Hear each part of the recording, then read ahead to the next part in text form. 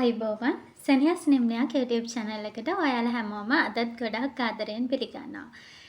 ඉතින් අපි කලින් වීඩියෝ එකේ කතා කරා පෙරපාසල් ගුරුවරියක් වෙන්න මොනවද අපි සූදානම් කරගන්න ඕන දේවල් නැත්නම් පෙරපාසල් ගුරුවරියක් වෙන්න මොනවද අපි කරන්න ඕන දේවල් කියන එක සම්බන්ධව. ඉතින් මම ඔයාලට කිව්වා ඊළඟ වීඩියෝ එකෙන් අපි අරගෙන එනවා කියලා. පෙරපාසල් ගුරුවරියක් විදිහට වැඩ කරද්දී අපි මොනවද හදාගන්න ඕන සුදුසුකම් ඒ වගේම ඒ සුදුසුකම් එක්ක අපේ වැටුප් ප්‍රමාණය සැලරි මොන වගේද කියන එක ගැන. ඉතින් සැලරි මම මෙන්න මේ ප්‍රමාණය කියනවට වඩා හොඳ සැලරි එකකට යන්න නම් ඔයා ටීචර් කෙනෙක් විදියට මොන වගේ දේවල්ද කරන්න ඕනේ මොන වගේ සුදුසුකම්ද සපුර ගන්න ඕනේ කියන එක ගැන විශේෂ අවධානයක් අද වීඩියෝ එකෙන් යොමු කරන්න බලාපොරොත්තු වෙනවා. හරි එහෙනම් මම වීඩියෝ එකට යන කලින් පොඩි මතක් කිරීමක් කරන්නම්. ඔයා දැනටමත් පෙරපාසල් ගුරුවරියක් විදිහට අවුරුදු 4කට වැඩි එක්ස්පීරියන්ස් තියෙන ටීචර් කෙනෙක් නම් ඒ කියන්නේ පෙරපාසල් ගුරුවරියක් විදිහට අවුරුදු 4කට වඩා වැඩි කාලයක් දැනට වැඩ කරන ගුරුවරියක් නම් ඔයා තාමත් NVQ සුදුසුකම් හදාගෙන නැත්නම් ඔයාට පුළුවන් නයිට් එකට කතා කරලා RPL ක්‍රමය ඔස්සේ NVQ සුදුසුකම හදාගන්න. ඉතින් ඒ NVQ සුදුසුකම හදාගනිද්දී ඔයාලට තියරි ගැන ලොකු අවබෝධයක් නැත්නම් ඔයාට පුළුවන් මගේ පන්ති වලට සම්බන්ධ වෙන්න. තියරි සහ පේපර් ක්ලාස් දෙකම පැවැත්වෙනවා. මේ දෙකට ඔයාට පුළුවන් සම්බන්ධ වෙන්න. ඉතින් ඒ ගැන වැඩි විස්තර පහලින් යන නම්බර් එකෙන් කතා කරලා දැනගන්න පුළුවන්. හරි. එහෙනම් අපි යමු වීඩියෝ එකට. පෙරපාසල් ගුරුවරියක් විදිහට ඔයා වැඩ කරන්න යද්දි අනිවාර්යයෙන්ම ඔයා ගාව NVQ සුදුසුකමක් හරි ඩිප්ලෝමා සුදුසුකමක් හරි තියෙන එක ගොඩාක් වැදගත් කියලා අපි කලින් වීඩියෝ එකේ කතා කරා. ඉතින් කලින් වීඩියෝ එක බැලුවේ නැත්නම් අනිවාර්යෙන් මේ වීඩියෝ එක බලලා මේ වීඩියෝ එකට එන්න කියලා මම මතක් කරනවා. හරි. දැන් ඔන්න අපි NVQ සුදුසුකමක් හරි ඩිප්ලෝමා සුදුසුකමක් හරි හදාගත්තට පස්සේදී ඔයාට තියෙනවා මාස 6ක පුහුණු කාලයක්. අනිවාර්යෙන් අපි පෙරපාසලක පුහුණු ගුරුවරියක් විදිහට වැඩ කරන්න යන්න ඕනේ. ඉතින් පෙරපාසලක පුහුණු ගුරුවරියක් විදිහට වැඩ කරද්දී අත්දැකීම් විශාල ප්‍රමාණයක් අපිට ලබා ගන්න පුළුවන්. කොහොමද ගුරුවරියක් විදිහට වැඩ කරන්නේ? මොන හරි හදිස්සි අවස්ථාවන් වලදී එන ප්‍රශ්නකාරී ගැටලු අවස්ථාවලදී අපි කොහොමද මුහුණ දෙන්නේ? මේ වගේ හැම දෙයක්ම හොඳ අත්දැකීම් ප්‍රමාණයක් පුහුණු ගුරුවරියක් විදිහට වැඩ කරද්දී ලබා ගන්න පුළුවන්. ඉතින් මේ පුහුණු කාලය අවසානයෙන් පස්සේ ඔයාට පුළුවන් මාස 6න් පස්සේ ස්ථිර ගුරුවරියක් විදිහට පෙරපාසලක වැඩ කරන්න යන්න. ඉතින් මේ විදිහට පෙරපාසලක ස්ථිර ගුරුවරියක් විදිහට වැඩ කරන්න යන්න දැන් ඔයා ගාව ඩිප්ලෝමා එක තියෙනවා. ඉතින් ඔයා ගාව මේ තියෙන ඩිප්ලෝමා එක වගේම ඔයා ගාව දැන් මාස 6ක පුහුණු කාලයක් තියෙනවා. ඉතින් මම හුඟක් වෙලාවට අපේ කැම්පස් වල ළමයින්ට කියන දෙයක් තමයි මේ ඩිප්ලෝමා එක ඉවරයි දැන් හරි මම ඩිප්ලෝමා ආධාරී ගුරුවරයෙක්. ඉතින් මම මෙතනින් එහාට තාම මොනවත් කරගන්න දෙයක් නැහැ. මට කෙලින්ම පෙරපාසල් ගුරුවරයෙක් විදිහට කිසි ප්‍රශ්නයක් නැතුව වැඩ කරන්න පුළුවන් කියන අදහසෙම ඉන්න එපා. ඔයාට ඩිප්ලෝමා එකෙන් පස්සේ ගුරුවරයෙක් විදිහට පෙරපාසලක වැඩ කරන්න යන්න පුළුවන් තමයි. හැබැයි ඔයා හැම වෙලේම උත්සාහ කරන්න ඕනේ ඔයාට පුළුවන් උපරිම ක්වොලිෆිකේෂන්ස් ටික හදාගන්න. ඉතින් ඒ සඳහා ඔයාට පුළුවන් නම් ඩිප්ලෝමා එක අවසන් වෙද්දිම ඉතුරු මාස 6 පුහුණු කාලයට යද්දී තවත් කෝස් එකක් ඩිප්ලෝමා එකක් ෆලෝ කරන්න. ඉතින් ඒක මෙහෙම වෙන්න පුළුවන්. එක්ක ඔයාට NVQ කෝස් එකක් ෆලෝ කරන්න පුළුවන් ඩිප්ලෝමා එක කරලා නම් ඉන්නේ.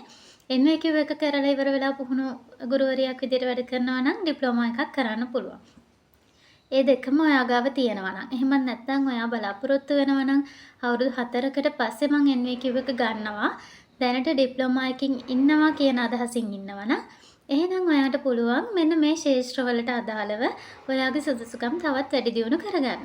ඔයාට පුළුවන් අපිට ගොඩාක් වැදගත් ගුරුවරියක් විදිහට වැඩ කරද්දී සෞන්දර්ය අංශයට අදාළ ගොඩක් දේවල් අපිට කරන්න වෙනවා.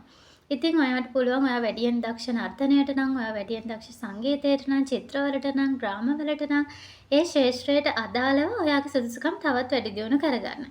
ඩිප්ලෝමා එකක් හෝ ඊට අදාළ පාඨමාලාවක් හදාරලා ඔයාගේ ක්වොලිෆිකේෂන් තවත් ඔයාගේ සෞන්දර්ය අංශයෙන් වැඩි දියුණු කරගන්න ඔයාට හැකියාව තියෙනවා.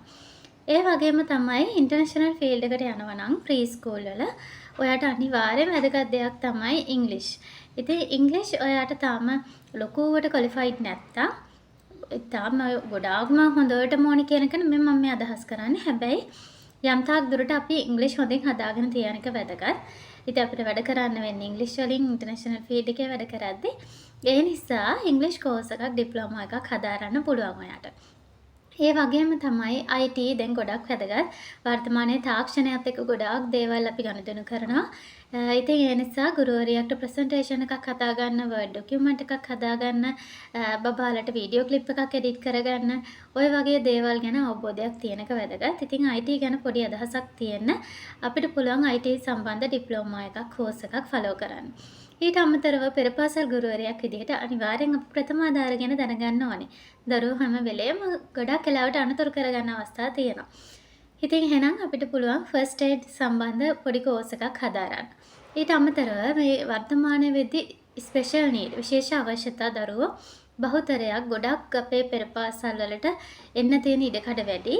ඉතින් එහෙනම් ස්පෙෂල් නීඩ් ගැනත් අපිට පුළුවන් ඩිප්ලෝමා එකක් හදාරලා තියාගන්න. ඒක ගොඩක් වැදගත් වෙනවා. ඒ වගේම ගොඩාක්ම වැදගත් ෆීල්ඩ් එකක් තමයි මනෝවිද්‍යාව, සයිකොලොජි කියලා කියන්නේ.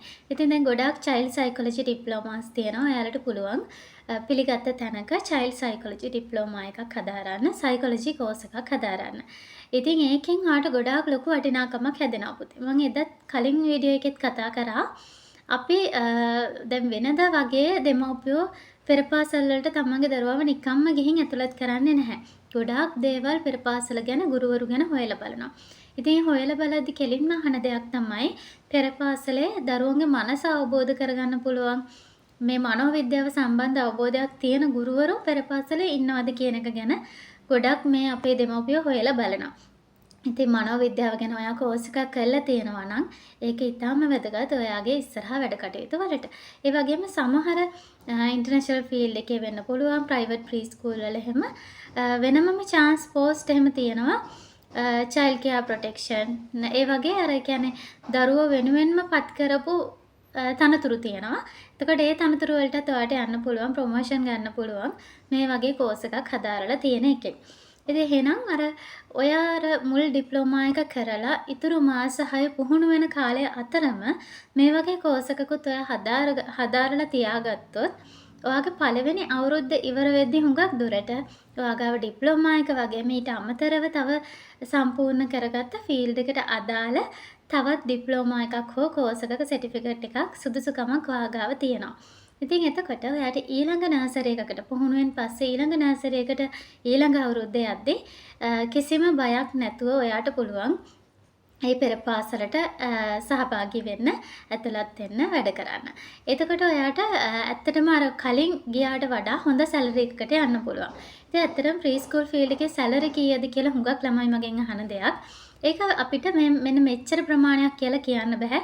මොකද තාමත් ලංකාවේ එහෙම නියාමනයක් නැති නිසා.